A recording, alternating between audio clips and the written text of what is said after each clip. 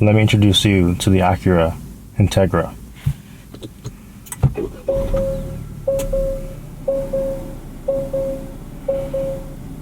Welcome back, everyone. My name is Samir. Welcome back to the channel. We have an Acura Integra to review for you guys today. Thank you to Alfa Luxury Rentals here in DFW for hooking me up with this car. Guys, if you're looking for a rental car here in DFW, head up Alfa Rentals, link their Instagram below. They have some really cool cars in their fleet and they'll be expanding soon. So, if you're local to DFW, please check them out, because without them, this review would not be possible.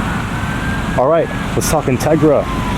The Integra Type S just came out, and people are, let's say, overwhelmed with the dealer markups that the Type S is going through. So, we want to settle for an Integra instead. It's not a bad option. We're looking at a Civic Si power plant, 1.5 cylinder turbo. Oh my God. I hope they're okay. Okay, where was I? Civic Si power plant, 1.5 liter turbo 4-cylinder. They're pushing about 200 horsepower. Exact same as Civic Si, just dressed up in a nice little tuxedo package for you. It is so windy. Well, I'm not going to get through too much or waste too much time. Go ahead and give you a tour. We have an all black Integra A-spec, as you can tell by the badges. Very, very nice.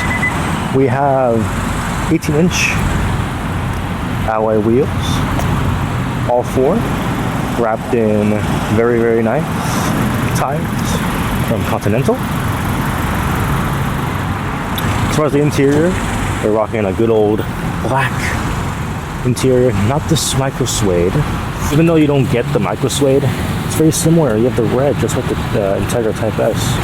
Well, kind of like the Integra Type S. Whatever. You get a nice moonroof, which I don't think you get in the Integra Type S. So, that's a little bonus for you. Stop beeping at me.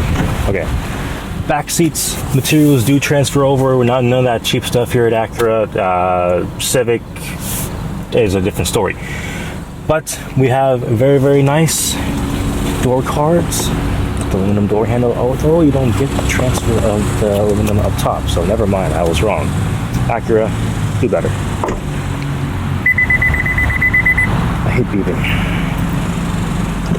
As far as cargo space goes, really nice liftback. So if you're renting out an Acura, you want a sports car with a lot of space, the Integra is a great option. A lot of space. I can kind of reach towards the back, but very, very nice. Nice handle right here too to close the liftback. Very nice. We have dual exhaust. Very, very nice. Very, very nice. Exhaust sound is pretty good. Pretty good. Let's take a listen.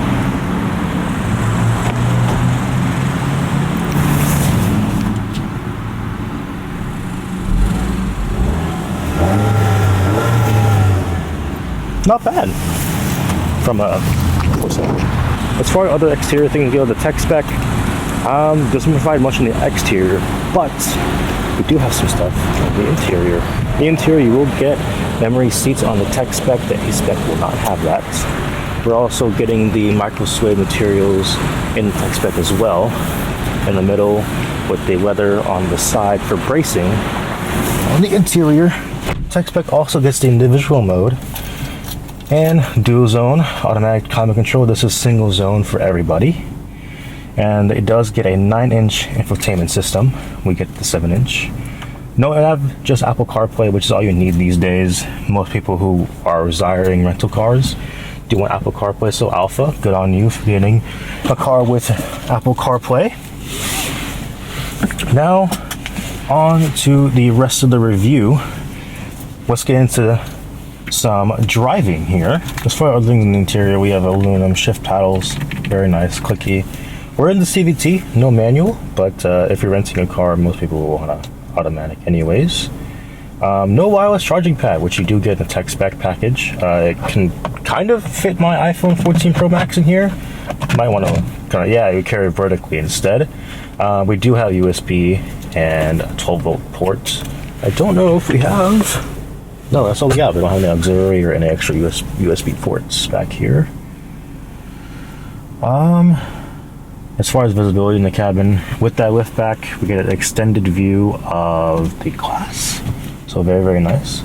As far as driver feel and position, I feel pretty good. I'm actually really close to the wheel. The pedals are not too far away. I can see straight ahead of me. My blind spots aren't that crazy. And very good visibility overall.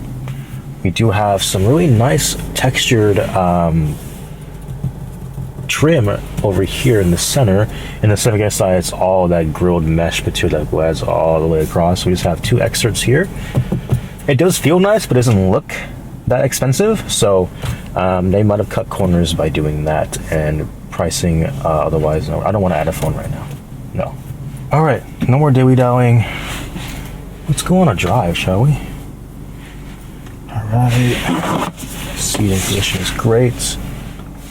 Nice materials. It's very nice in here. Red weather. It just does something to you that no other feeling can describe. We have auto on the first two windows up front and manual on the back.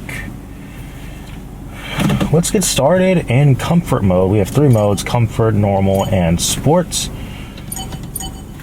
Let's give it a shot. Oh, parking brake, my worst enemy. I always forget which way it is. You would think the reverse, you think pushing it down would engage it, because the brake goes down, and then up will like disengage, whatever. Another weird thing about me is I really like how turn signals sound. So, turn signal in the Integra, I approve, I like it. That click is just satisfying to me. The gauge cluster is very nice, very easy to read actually. I don't want auto stop. Actually, auto stop, sorry. Don't want that. I do wish there was more information or it looked kind of cooler. Maybe, I mean, that's where the Integra Type S has to come in and fulfill that need. Go, brother.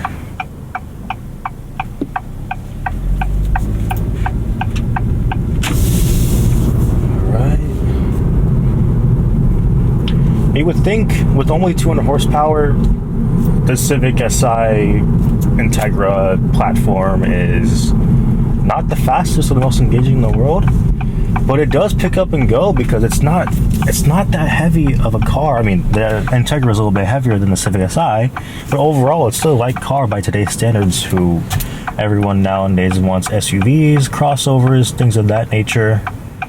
But the Integra Type S and the Integra, so the Civic Si and Type R, are just, that's a close focus, are just good, refreshing breaths of air that I feel like every car enthusiast should experience.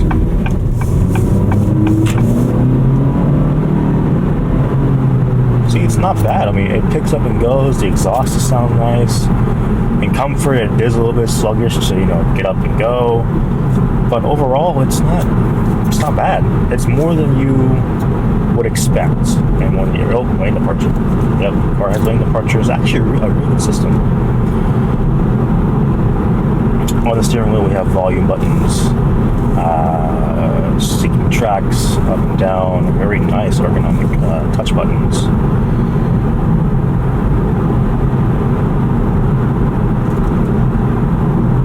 We are missing the ELS sound system from the tech package as well.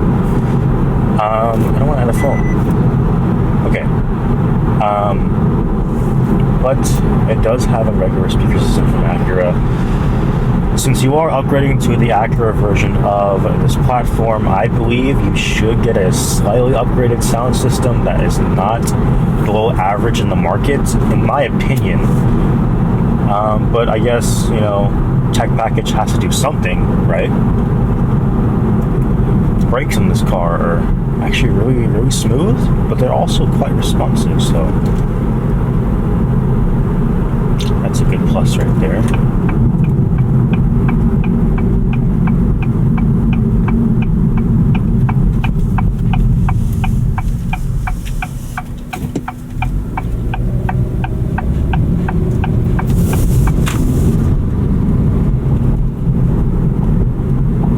kick it into normal mode.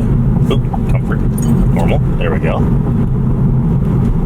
And then we kind of feel a bit of the bumpiness in the ride. I mean, even though the comfort doesn't do very much, it kind of smooths out the edges and allows you to not think about whatever's on the road in front of you.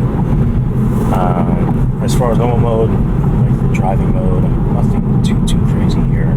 We have a bit of a windy road coming up, so let's go ahead and kick into sport. Into sport mode. Give it a downshift. We do have shift indicators and icons down below.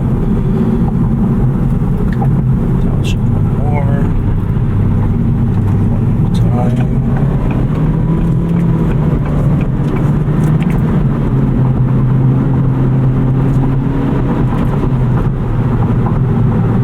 And it picks up and goes. I am not gonna lie. It's more than you would expect. Trust me on that one.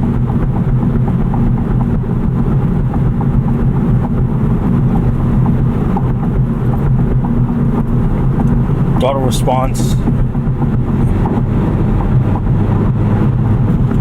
very potent, low, more potent than comfort and normal. Downshifts in a CVT, simulation of gears, but it responds in a decent time frame, I would say. Response is quite linear. It will automatically upshift in high revs. There you go. Automatic upshift there. But at least it tells you that it's upshifting to the third gear or whatever gear it's going to go into. Whereas some cars, they just don't really tell you and it messes up the gear ratio. Yada, yada, yada.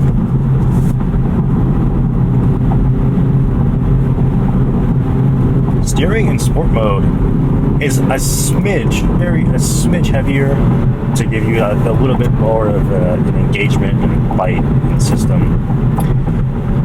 Throttle response, again, is quite immediate actually. I feel like the average person who is commuting to work on the weekends will go into sport mode and maybe get a little bit of a kick out of the car. It's a very, very good option.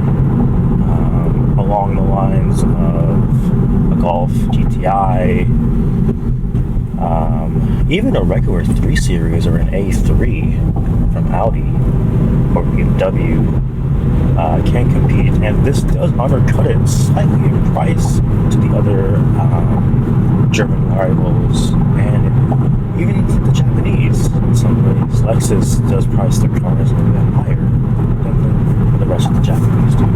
But man, if you're doing this for a weekend, go out and rent a car, get the Integra, and you want to kick it back and have a little bit of fun, you're more than obliged to do so.